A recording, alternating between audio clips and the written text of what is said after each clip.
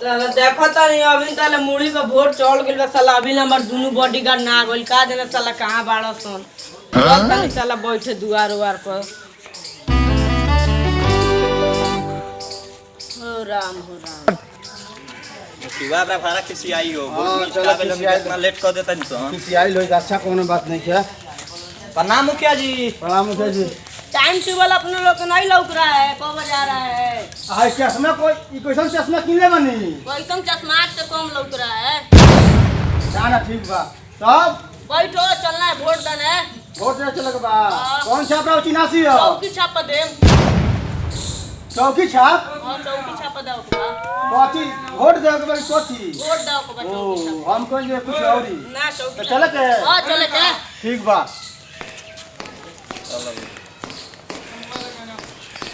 चौकी छाप जिंदाबाद हाँ ठीक बा चौकी छाप जिंदाबाद जिंदाबाद जिंदाबाद चौकी छाप जिंदाबाद जिंदाबाद जिंदाबाद भाई हमनी के मुखिया जौन बाटे हो 9 बजे हमनी के बुला लेले बा आउ साला कहा बा मुखिया आ मुखिया साला होते नहीं थे चल ले दुआ टोकरा ए जल्दी बुलाओ ना मुखिया जी के घर हइए नु ए मुखिया जी मुखिया जी ए आई ना ए मारो नहीं आई मुखिया जी प्रणाम मुखिया जी मोटरा तो पूरा गांव घूमल पूरा वोट मांगल वोट भाई जब झाड़नु चता नहीं वोट मांगे चले तैयार हो चली साहब चलो जयकार लगाओ अपन जयकार लगाओ सब मोबिल मुखिया जिंदाबाद मोबिल मुखिया जिंदाबाद मोबिल मुखिया जिंदाबाद जिंदाबाद मोबिल मुखिया हारेगा भाई हारेगा हो मोटर मुखिया मुर्दाबाद मोटर मुखिया मुर्दाबाद मोटर मुखिया मुर्दाबाद अपन जिंदाबाद कहे के बा तो कौन है बुरी मोबिल मुखिया जिंदाबाद चौकी छाप जिंदाबाद जिंदाबाद जिंदाबाद चौकी छाप जिंदाबाद जिंदाबाद वोटर मुखिया जिंदाबाद जिंदाबाद जिंदाबाद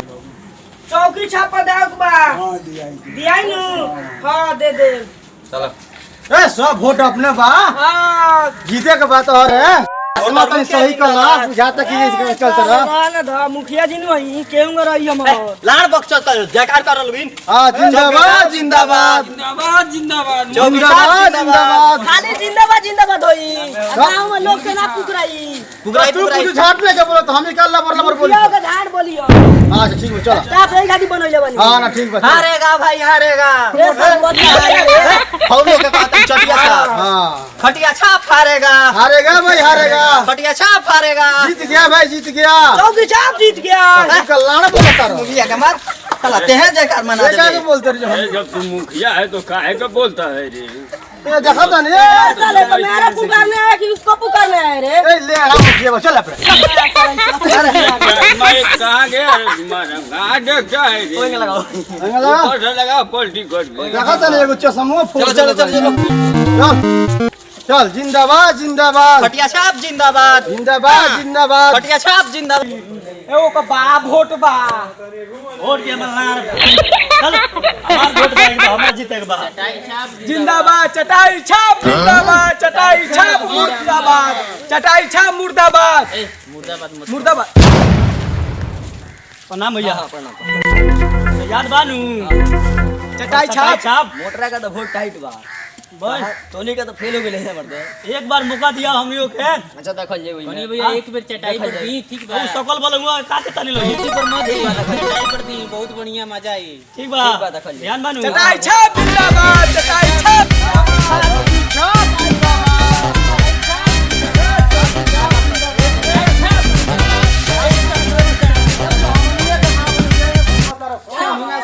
बोल कर भैया अरे वो तो बड़ा तेल बनी जी कब है ना रहता नहीं कब होने रहता नहीं रहा का धइले बा भूत पकड़ लगा बाबू सब बाप पैसा मिलियन हम जाए मुखिया तो तोड़े के लिए भाई माल पता ही देते नहीं खाली तीन माल देती ना काहे ना तू कोई पकड़ा हो ओकरा बान हो वाह वाह पहले कोई चटाई छाप जिंदाबाद चौकी छाप जिंदाबाद चला जयकार करो संतोनी के जिंदाबाद जिंदाबाद चटाई छाप जिंदाबाद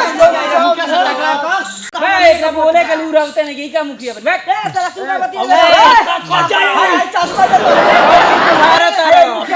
ए छांगरा खोजो तार सुनो रे साला भाई के वोट में झगड़ा अस्ती रहो तुम क्या है हमरा बुझा दे मुखिया भाई एकरा वोट मिल जाई ना वोट एकरा नहीं के हमनी का मोटर मुखिया जीती हमनी के जान जिंदाबाद भैया ए जा सुनो हमनी के जिंदाबाद जिंदाबाद ई दारू बटियासन तो हमनी का पूरा गांव में ताड़ी बात हमनी का ताड़ी बेची लो हमनी का ताड़ी ताड़ी बेच कर दे सारा गांव में फूंक बही गांजा के तो हमनी का भांग के गोला बेचल रही का हो चलो चल चल ए चाची चाची ए ने आओ ना आई घुस जाई मुखिया साहब आई बड़न आओ ना आओ बाप रे भाई हां ना आई पुली बनवा ले ला कीचड़ काचड़ देखबू हई ए सजावट कर करी हर जना हां चाची ओइ समझ ठीक बा याद बानू कौन ची हो हम बताओ तनी का छाप होई पड़ती हो कौन ची बते चौकीए पड़ती हो मारा मुको ए चौकी छाप नहीं का चिनासी हो मुखिया में उठलवा हां ठीक मुखिया ई ठीक बा ना ना उठल बा तन देखी ध्यान दियो और बनवाई तब नु मुखिया जी तन घर बनवा दिए चाची के घर बनवा दे पैसा दे दे मुखिया जीतल ना रहे कुछ ना कइलो ते कहते नहीं जीतल पहले साला हम बाहर बोलने झूठ बोले बड़ी हमर से तो शिकायत ढेर मिलता नु चला कौन तो झूठ ना बोलल जाए बता कहते वोट दिया ही वोट दिया ई घर बनवाए म घर और बनवा दे म हां वोट दिया ई ठीक बा चौकी छाप जिंदाबाद जिंदाबाद चले के चाची उधर बड़ी हां ठीक बा चल जाई उनकर लगे एगो बाछियो बिया हां चलो चाची हां बोलो खुश रह बनी याद बानू कथी याद बा ओई पर देवे के बा कथी पर चटाई पर चटाई पर ते हमरा मौगी के छटाई कर लेबे अरे चटाई पर देवे के बा भाई ए सुन पूरा तनी बोला लोगिन तो वेनु हम कहनी चटाई पर देवे के बा दिया जाई। आई घर तार बाबजी बनई हो घर आपके मुखिया जी के खाली जीतैला के देरी बा हई बहुत दिलदार मुखिया। इंदिरा आवास हम पास करा देता नहीं अच्छा पकड़ एगो पास करा चापा को तो पे भेजी हमारे हवेली कम पैसा ए जी जाई न लिया ई चलो ना हवेली ना को पैसा रउआ देता मत आई इहां के भेजी यहाँ के भेजी हम सुन तनी यहाँ के जाए बाथरूम का पैसा दे देम हम अब सुन पहले वोट दी वोट दिया जाए वोट दे के वोट दे के ठीक बा पहले पैसा मिली तो मुखिया बना ले पहले हमारे के पहले यहाँ के मौका वोट दिया ना पड़े ठीक बा ठीक बात वोट दिया चटाई झापर हाउ मोटरा के नहीं के जितावे के मोबिल मुखिया के जितावे के उ बा घुसखोर बा साला आ मोटरा के देखनी 5 साल जिता आओ तो चप्पल उठा के मुंह आ दे तनी साली आ के हई ना ना ना दिया वे करे के बाद ठीक बा, वोट ठीक बा, दिया ठीक बा पन्ना ठीक बा प्रणाम चले के ओकरा हमार आदमी है ओकरा का वोट देबू की रउआ राउर आदमी हो तब का हम तो जानते ना रहनी हई ओकरा साथ हम घूमे नी ए बे राज बा मेहरारू के वोट जइहा देवे नु ए जो ये दे हम देम अपना पार्टी के ते पार्टियों बदल लेली तना बदली इंदिरा आवास मिलता सब कुछ मिलता उ सारा मुखिया कहेला सब जो घर में जो खाना बना परिया लेम जो और यहाँ पे वोट स्टार्ट होने वाला है और पहले जा रहे हैं वहीं पर रुकिए आप लोग उनको जाने दीजिए चटाई छाप मार दो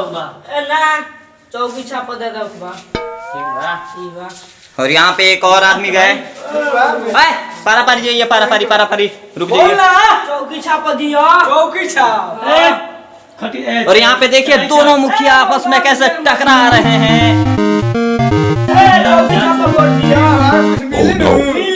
को मिली जीते ले तो मिल जाए तब जीत जाए यहाँ पे देखिए कैसे आपस में मुखिया दारू का कोई ताड़ी का यहाँ पे गुटखा का सब बांट रहे हैं चौकी छाप दे देखते हैं आज कौन जीतता है यहाँ पे जीत के देखा हम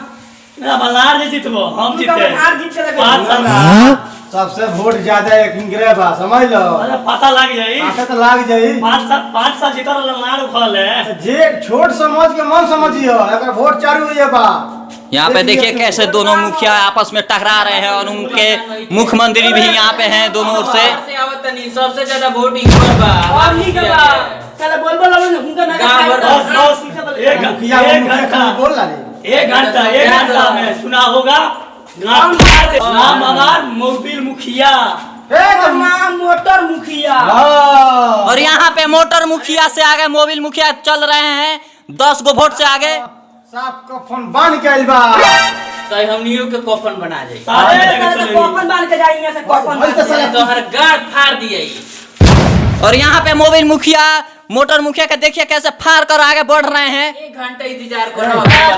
जीत पक्का बा जानदानी मुखिया पूरा जी। गांव में दारू बंटवाए पूरा गांव में जानते दारू नहीं मुखिया जी भाई साला कुचरा हवा कुचला बा यहाँ पे चुनाव खत्म हो चुका है, आप लोग शांति बना कर रखिए। और यहाँ पे मोबिल मुखिया ही जीत चुके हैं। मोबिल मुखिया जिंदाबाद जिंदाबाद, मोबिल मुखिया जिंदाबाद और यहाँ पे मोबिल मुखिया जीत चुके हैं, देखिए कैसे जश्न मना रहे हैं। साला कमाए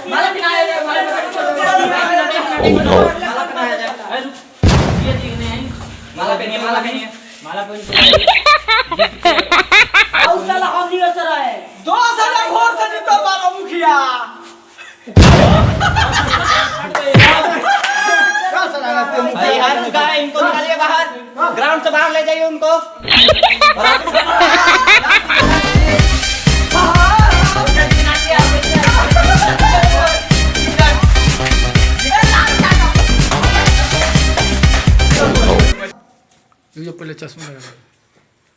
हाँ तो दोस्तों वीडियो पसंद आया होगा तो लाइक कीजिए और शेयर कीजिए और सब्सक्राइब कीजिए। मिलते हैं नेक्स्ट